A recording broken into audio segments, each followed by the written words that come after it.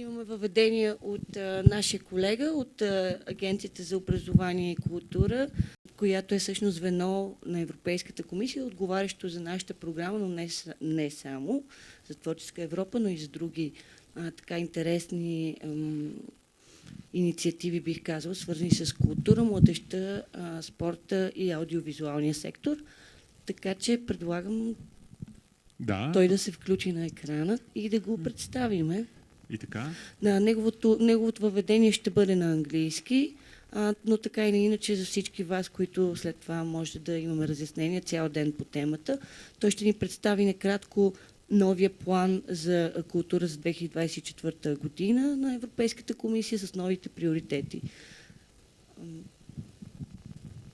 Hey, Gilles. Hello. Hi, Hello. everybody. Hello. I hope you can see us here on this side. So thank you for the patience. So we just shortly introduced you and introduced the topic of our event. We have around 15 people here live in the studio. Nevertheless, the weather conditions were not great. And thank you for joining us on this Saturday morning in Brussels. So I would like to give you the word for a short introduction on the new priorities and general plan for culture for 2024. Thanks a lot, Daisy, and hi, Stefan. I'm really glad to be given this opportunity to kick off your day today. And sorry for speaking English and not being able to speak Bulgarian. Just a few words, maybe, because you will have a whole day to dig deeper onto those matters, and I'm sure that Daisy and Stefan are as knowledgeable as I am about the Creative Europe Culture Program. But let me nevertheless underline some points for you. And first, zooming out, maybe, of course, we'll be talking about funding program, but I would like to underline that this is happening in context of an overall EU policy framework, so to speak. In the case of culture, the kind of broad policy framework was set out some years ago, already 5 years ago, in 2018 by what is called the New European Agenda on Culture, and it's been revamped recently, less than a year ago, actually in November 22, when the Council of Culture Ministers of the EU adopted a resolution on the EU Work Plan for Culture 23-26. So this is a bit the policy document under which we are operating, and for those looking for inspirations for projects resonating with your own priorities, this is where you might find inspiration. I won't go into the details of this work plan for culture. Suffice it to say that it focuses on 4 different but complementary priorities. Number 1 is a focus on artists and cultural professionals, let's say their work and sometimes their working conditions. The second priority is to enhance cultural participation and the role of culture in society, and that includes the role in democracies or issues like this. The third broad priority at the EU policy level is a culture for the planet. So there's a green dimension to what we do with culture. And the fourth and last big priority is to strengthen the cultural dimension of EU external relations.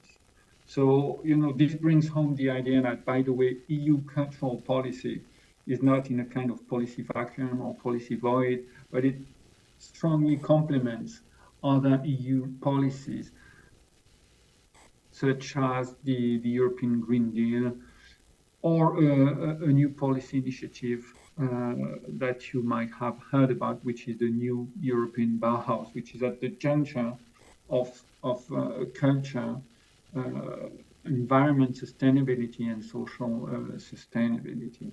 So that is it.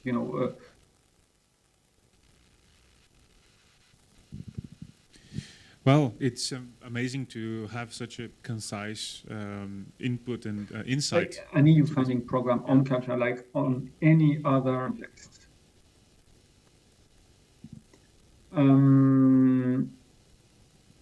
What to say about the culture strand of the Creative Europe program?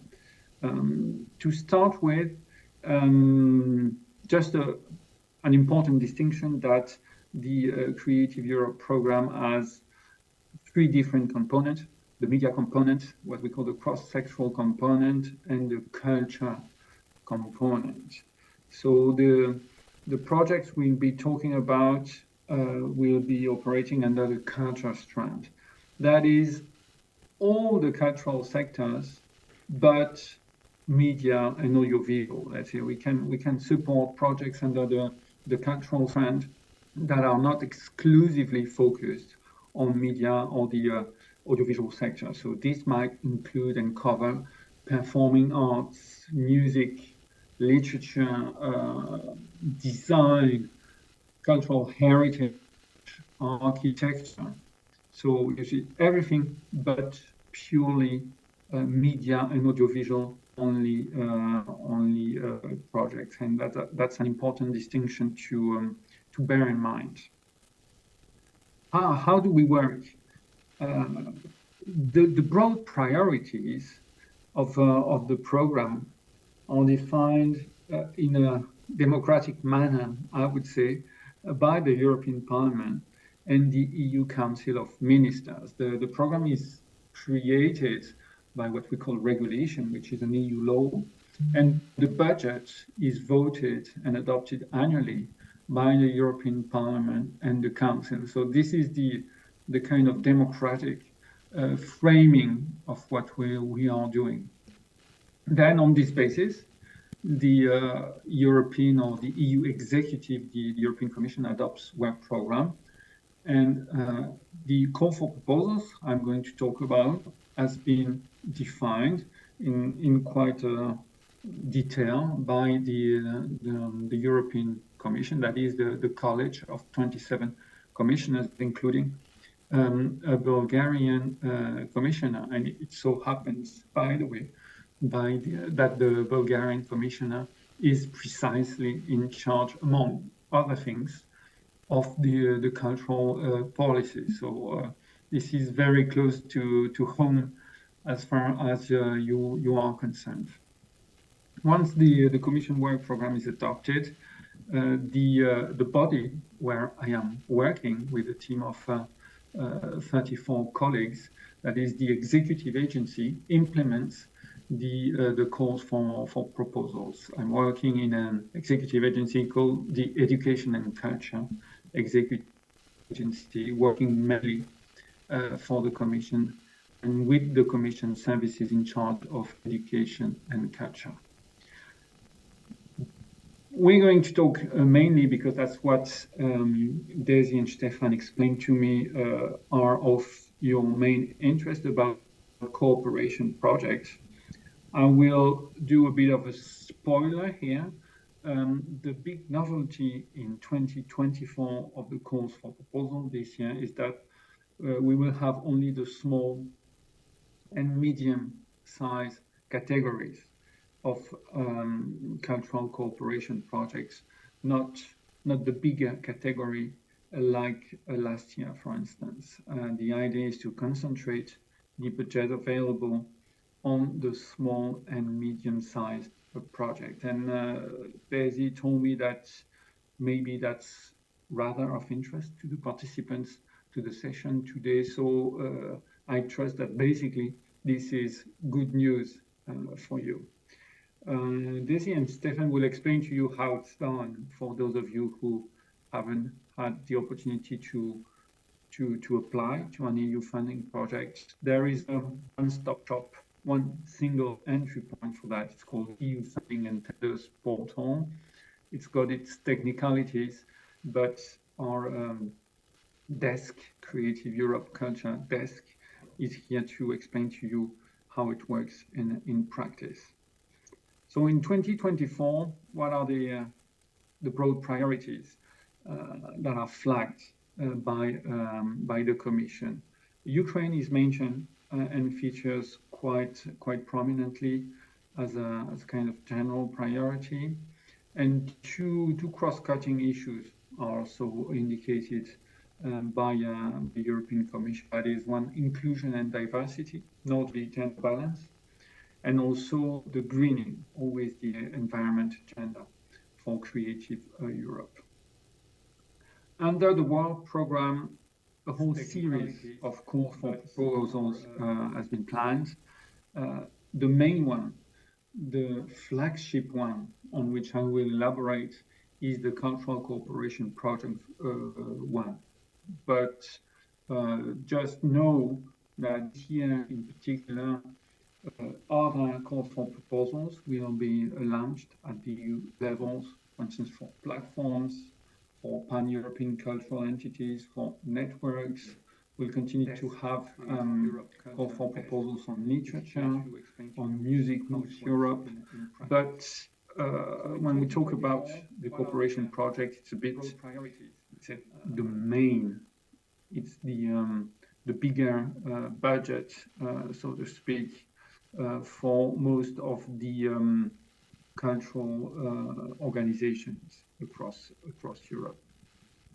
So let's zoom in on European cooperation projects. They're a bit the emblematic projects of the Creative Europe Culture strand and program. It's very basically, we're talking about transnational projects involving cultural and creative organizations from different countries that take part in the program. So, as the name indicates, it's about European cooperation, making cultural activities happen at the continental level.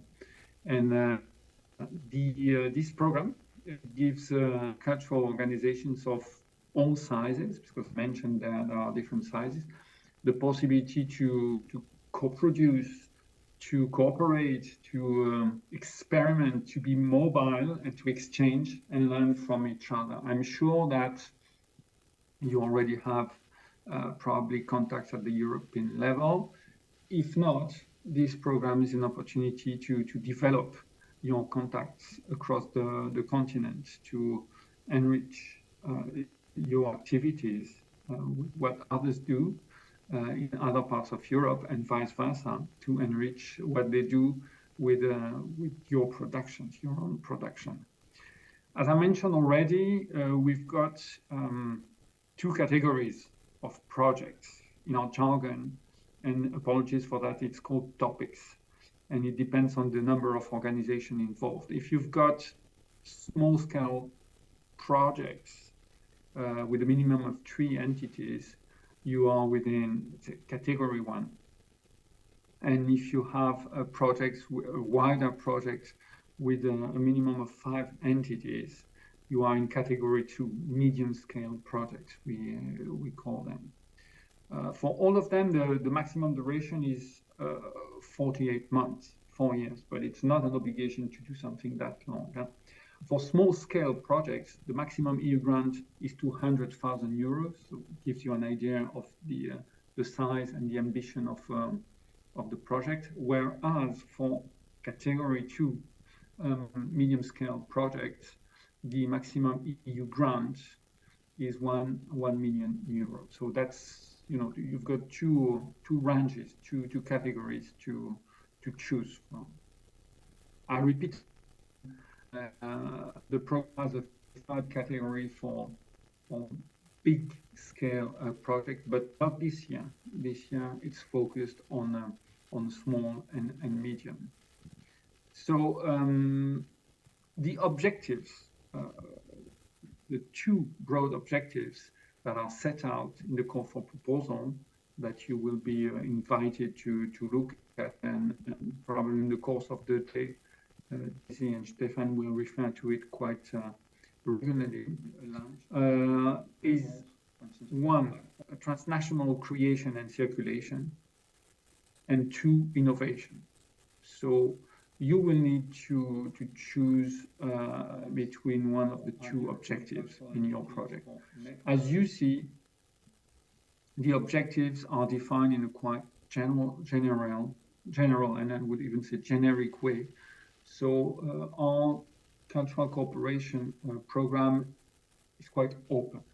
The name of the game is to leave a potential for creativity, to be able to welcome projects that suit your inspiration, what you are doing. And it's quite, let's say, open and wide, the definition of the type of projects and activities that can be supported. That's a bit the characteristic of the cooperation, cultural cooperation project at the European level. Within those two broad objectives, the work program for the next year, actually 2024, has defined some priorities.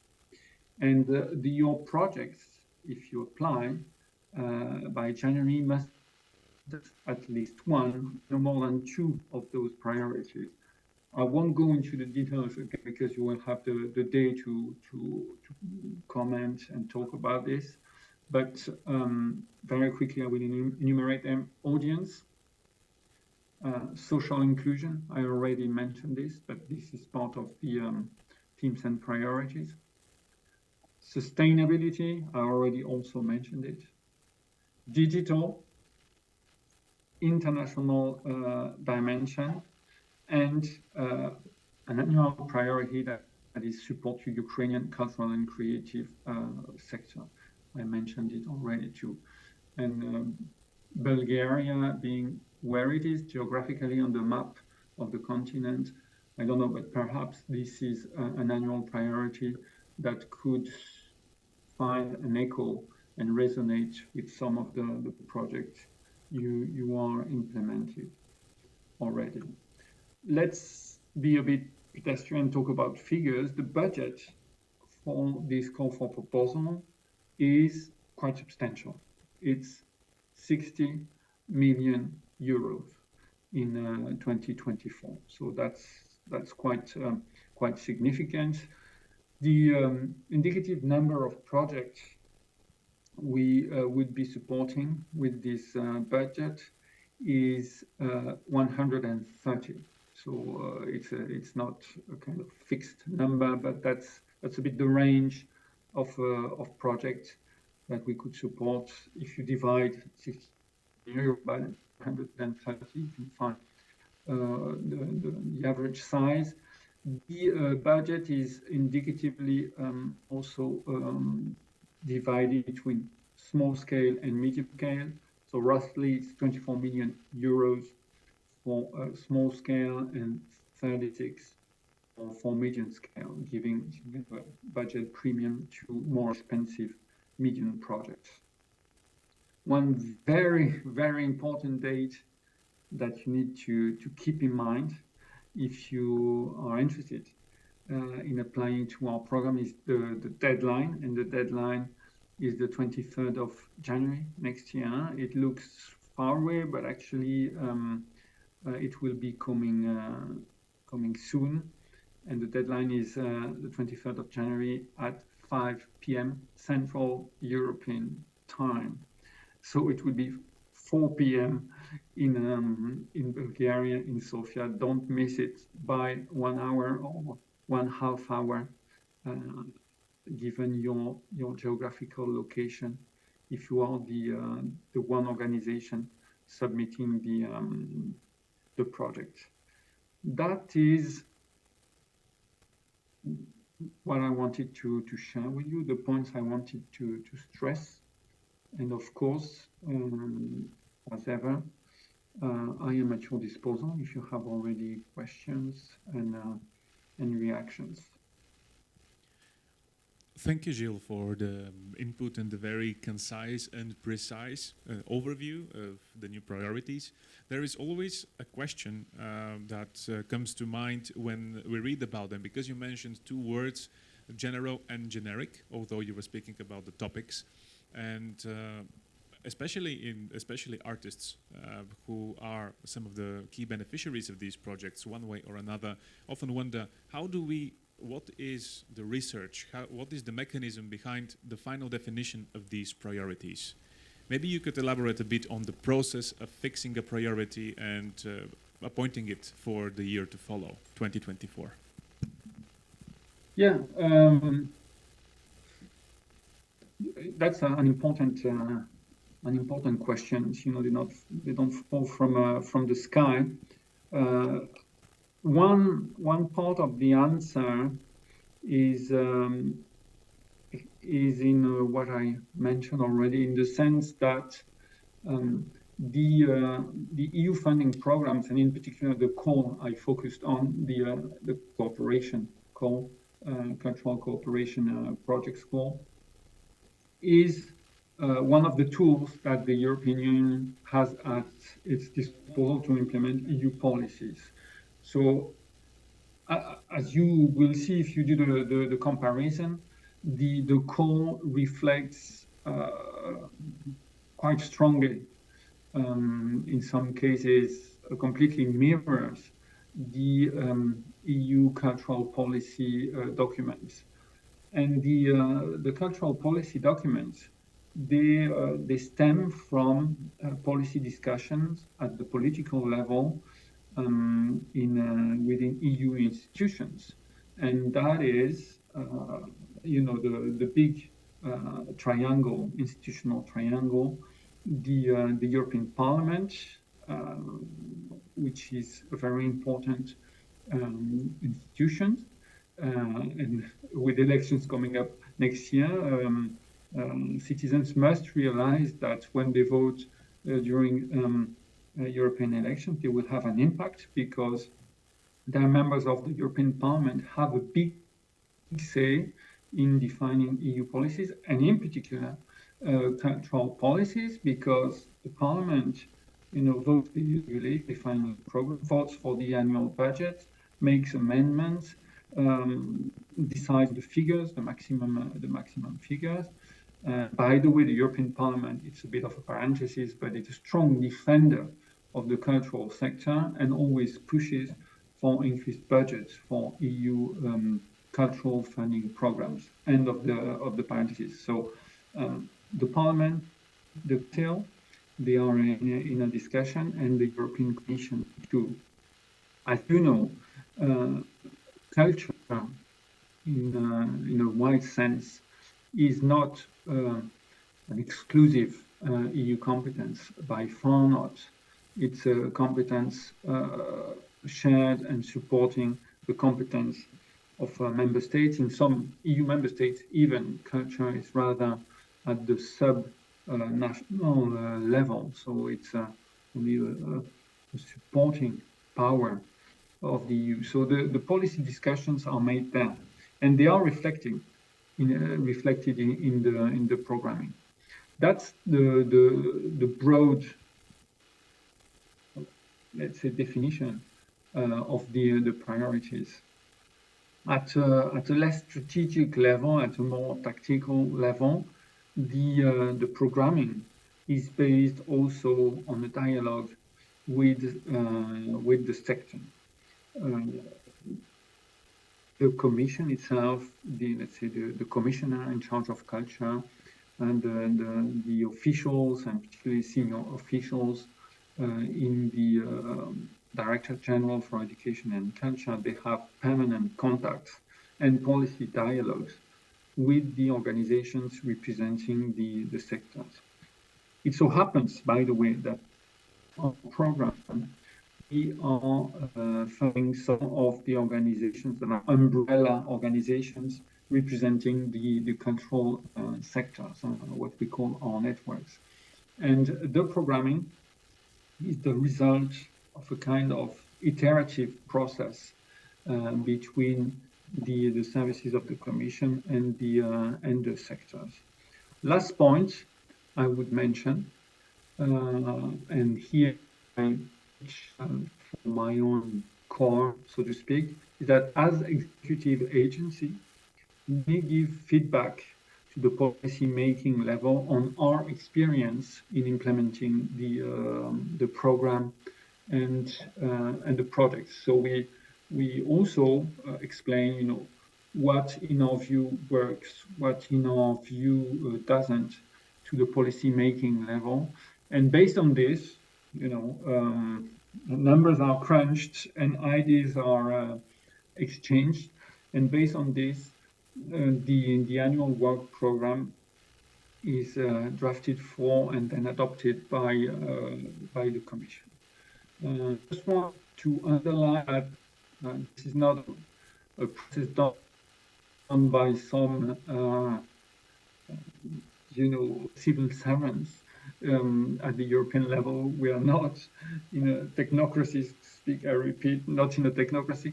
The annual work program on this Creative Europe Cultural Funding Program is adopted annually by the political body that is the Commission, the 27 members of the Commission, the 27 commissioners, including the Bulgarian commissioner, who in this case has some kind of a prominent role because she's the one proposing it to her colleagues. Thank you so much, Gilles, for this really thorough introduction, especially on the structure of the program and how the Commission works, and also the interaction on a national level with the member states. I'm just going to use the opportunity to say that we also have an election coming tomorrow. It's the municipal elections. So, culture is our topic, of course. It's our passion. It's what we work for. But without participating in the processes of building a civil society, our ideas and our priorities won't be represented properly. So I invite everyone, also people watching us online, to get themselves to the vote tomorrow, to the polls, and just exercise this essential civil duty, I would say, and vote wisely. Thank you. You give me the opportunity to share the information that this strong link between culture and democracy is an issue that is moving up the EU policy making agenda. No later than last June, the European Commission published a thorough report on the link between culture and democracy, and so that's also an important dimension and a possible source of inspiration for the projects that you may be considering. That's true. Thanks a lot again, and we are actually right on time to continue with our panelists here. Once again, thanks everyone for joining us, and I just remind you that the continuation of our talk will be in Bulgarian. So thanks a lot, Gilles, for this introduction, and hopefully we see a lot of good, interesting, and quality projects coming from Bulgaria. So thanks to you for the invitation, and a message to all participants. Listen very well to what Desi and Stefan will have to say today. This is the best investment of your time if you are considering to propose a project at the European level, be it as coordinator or as participants, because they have a lot of experience. They know what works, what doesn't. So if you follow accurately their advice, you will have a head start compared to the competition of other projects, because this is a quite competitive process. So I wish you a very good and fruitful day. Thanks a lot again. and see you soon on another occasion, I hope. Bye-bye. Bye. Благодаря ви за търпението. Надявам се, че сте чули по-голяма част. Аз лично бях в кабинката и изпуснах част от увода, но така или иначе това ние с Стефани не само тук си го знаеме от този урок много добре. Много се радвам за участието на Жил, макар и онлайн, защото всъщност е много важно да даваме лица на тези структури, на тези институции. Както виждате, това е един човек от плът и кръв, като на всички нас, с който може да се общува съвсем свободно и така трябва да бъде абсолютно. Това е нормалният процес с общуване с институции, с представители на програми. И мисля, че има какъв пример да се даде от страна на нашите колеги от комисията или най-вече от програмата за това колко е отворена връзката между всички страни и участници в процесите. Така както с вас можем да комуникираме тук сега открито и надявам се свободно през деня, така може да се обръщаме и към нашите колеги, независимо на какво стъпало са в иерархията. Апелирам към нашите институции да взимат пример за тази комуникация и този начин на общуване.